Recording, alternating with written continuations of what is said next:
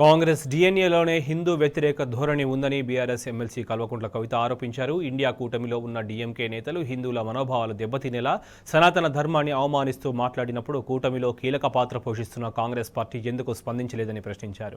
ఆ వ్యాఖ్యలకు రాహుల్ గాంధీ సమాధానం చెప్పాలని వారు డిమాండ్ చేశారు.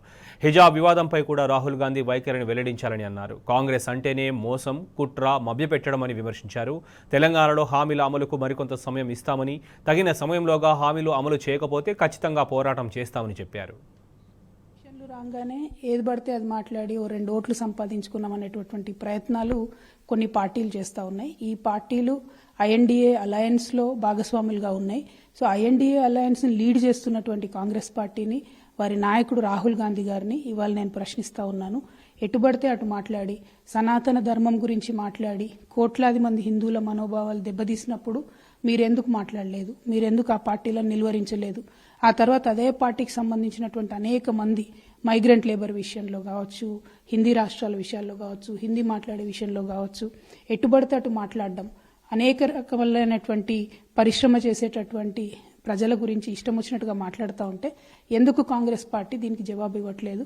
నేను ఇవాళ అడుగుతా ఉన్నాను. రాహుల్ గాంధీ గారు మరీ ముఖ్యంగా వారు మాట్లాడుతూ ఉంటారు, నేను జోడో యాత్ర చేస్తూ ఉన్నాను, నేను మొత్తం అన్ని రాష్ట్రాలను యునైట్ చేస్తాను, దేశమంతా కూడా నేను కలుపుతానని పెద్ద పెద్ద మాటలు మాట్లాడతాడు. కానీ ఒక పార్టీ నిలబడి రకరకాలుగా హిందూ ధర్మాన్ని, హిందూ ప్రజలను, అట్లానే లేబర్కి సంబంధించి మాట్లాడుతూ ఉంటే మీరు ఎందుకు ధైర్యం సరిపోతలేదు రాహుల్ గాంధీ గారికి?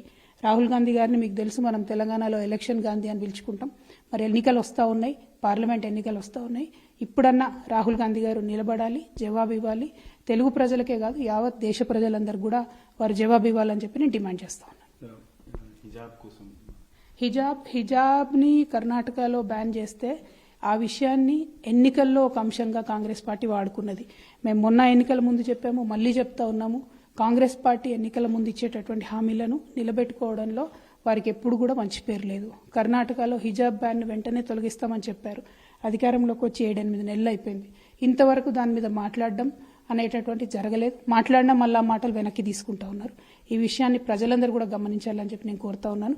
కాంగ్రెస్ పార్టీ అంటేనే మోసం, కాంగ్రెస్ పార్టీ అంటేనే కుట్ర, కాంగ్రెస్ పార్టీ అంటేనే మభ్యపెట్టే మాటలని ప్రజలు గుర్తిస్తారని, దేశ ప్రజలు గుర్తించాలని కోరుతా ఉన్నాను.